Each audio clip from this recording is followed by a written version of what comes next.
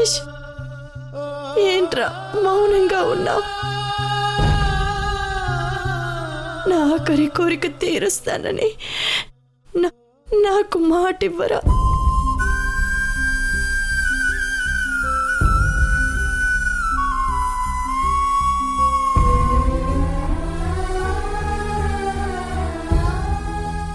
చివరి క్షణాల్లో నా మనవణ్ణి చూస్తూ తృప్తిగా కన్ను మూస్తాన్రా.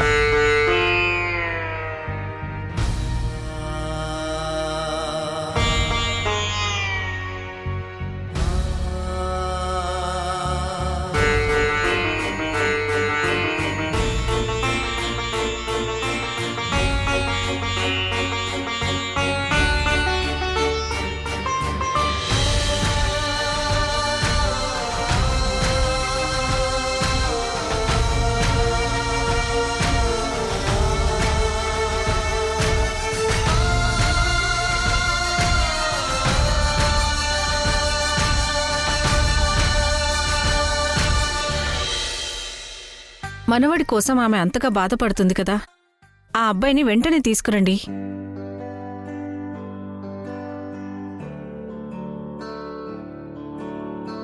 ఈశ్వరా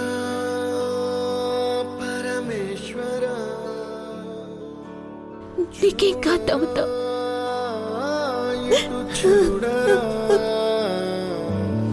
రెండు కన్నుల మనిషి బ్రతుకును గుండె కన్నుతో చూడరా, ఎదుట పడని వేదనలను నుదుటి కన్నుతో చూడరా. ఈశ్వరా పరమేశ్వరా, చూడరా ఇటు చూడరా.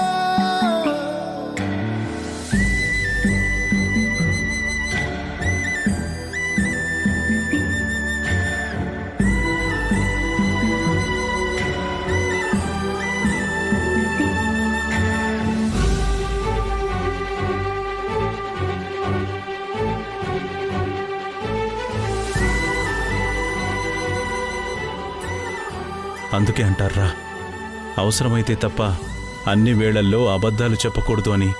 కొన్నిసార్లు ఆ అబద్ధాలే నిజాలుగా మారతాయని. ఇప్పుడు మీ అమ్మ విషయంలోనూ అదే జరిగింది. తనకి నయమైనా సీరియస్గా ఉందని మనతో అబద్ధం చెప్పింది. ఆ అబద్ధమే ఇప్పుడు నిజమయ్యి తనకిలా సీరియస్ అయింది. మీ అమ్మ ఆడిన నాటకం వల్లే సింధు రిషిని పంపించలేకపోయింది. లేదంటే నువ్వు వెళ్ళినప్పుడే నీతో పాటు రిషిని పంపించుండేది కదా.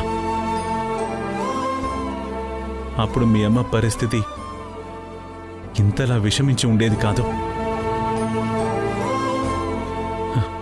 ఏదైనా మనం చేసేదాన్ని బట్టే దాని ఫలితం ఆధారపడి ఉంటుంది. ఇప్పుడు నిజంగా మీ అమ్మకి సీరియస్గా ఉందని చెప్తే సింధు నమ్ముతుందా? రిషిని పంపిస్తుందా చెప్పు? పంపించాలి నాన్న, రిషిని పంపించి తీరాల్సిందే. అప్పుడంటే అదంతా నాటకం, అబద్ధమని రిషిని ఆపింది. ఇప్పుడు నిజాన్ని తను అబద్ధమని చెప్పలేదు కదా. సింధునే కాదు, ఆ దేవుడు చాపినా సరే రిషిని నేను తీసుకొస్తాను నాన్న. రేయ్ వద్దు, సింధుతో ప్రశాంతంగా మాట్లాడు, గొడవ పడద్దు. మీ అమ్మ పరిస్థితి ఏంటో వివరంగా చెప్పు. తను అర్థం చేసుకుని రిషిని పంపిస్తుందన్న నమ్మకం నాకుందిరా. మంచిగా మాట్లాడితే సింధు వినదు నాన్న. తనకేం చెప్పాలో ఎలా చెప్పాలో నాకు తెలుసు. వస్తాను నాన్న, అమ్మ జాగ్రత్త.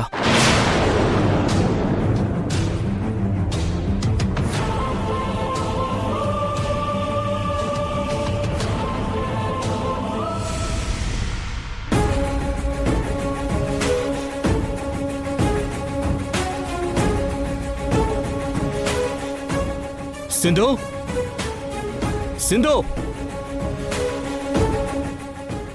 సింధు.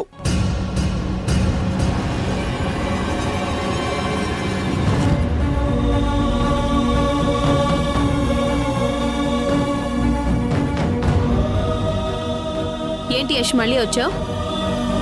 రిషిని నాతో పంపించవా ప్లీజ్, అర్జెంట్. ఆల్రెడీ నీకు చెప్పాను, రిషిని మీ ఇంటికి పంపించను అని. మా ఇంటికి కాదు, హాస్పిటల్కి.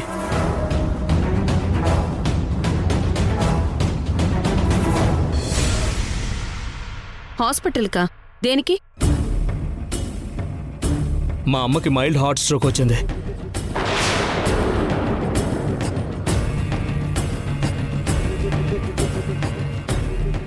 రాత్రి హాస్పిటల్లో జాయిన్ చేశాం. రిషిని చూడాలని కలవరిస్తోంది.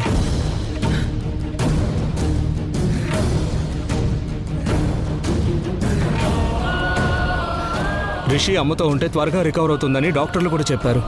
ఏంటి, ఇంటి నాటకం అయిపోయింది, ఇప్పుడు హాస్పిటల్ నాటకం మొదలు పెట్టిందా మీ అమ్మ? నాటకం కాదు సింధు, నేను చెప్పేది నిజం. కావాలంటే నువ్వే చూడు.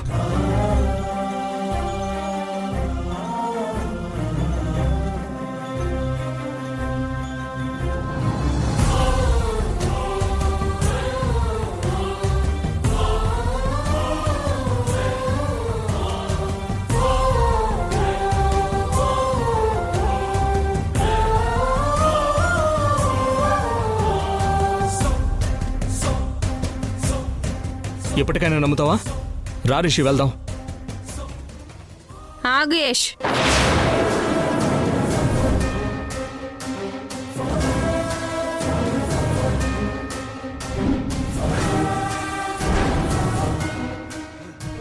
ఇది నేను నమ్మడం లేదు యష్. సాక్ష్యం చూపించినా కూడా నమ్మవా? తప్పుడు సాక్ష్యాలు సృష్టించడం మీ అమ్మకి బాగా తెలుసు. డాక్టర్లు చెప్పింది కూడా నమ్మవా? మీ అమ్మ డాక్టర్ని కూడా మేనేజ్ చేయగల సమర్థురాలు యష్. నీకేం చెప్తే అర్థమవుతుంది? నాన్నమ్మగా తన మనవణ్ణి చూసుకునే హక్కు కూడా లేదా మా అమ్మకి? ఇది చాలా అన్యాయం సింధు. ఏది అన్యాయం చెప్పు యష్, ఏది అన్యాయం? అమ్మగా నా పిల్లల్ని చూసుకునే హక్కు లేకుండా చేసింది అన్యాయమే యష్. అది న్యాయమా మరి? అంటే అప్పుడు జరిగిన దానికి ఇప్పుడు మా అమ్మ మీద ప్రతీకారం తీర్చుకుంటున్నావా? పగలు, ప్రతీకారాలు, కక్ష సాధింపులు ఇవి నాకు తెలియవు యష్. నాకు తెలిసింది ఒక్కటే, నీతి, నిజాయితీ.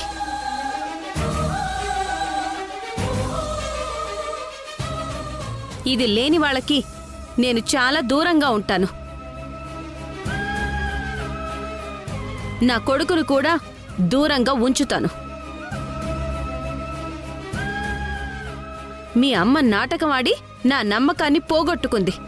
లేదంటే నేనే దగ్గరుండి మనవణ్ణి వాళ్ళ నానమ్మకి చూపించేదాన్ని. సింధు, ఇంత చెప్పినా నువ్వింకా రిషిని పంపించును అంటున్నావంటే అసలు నువ్వు మనిషివే కాదు.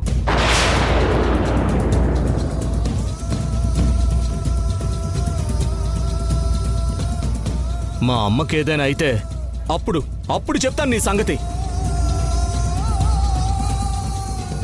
యష్, ఒక్క నిమిషం, నేను కూడా హాస్పిటల్కి వస్తాను, పదండి.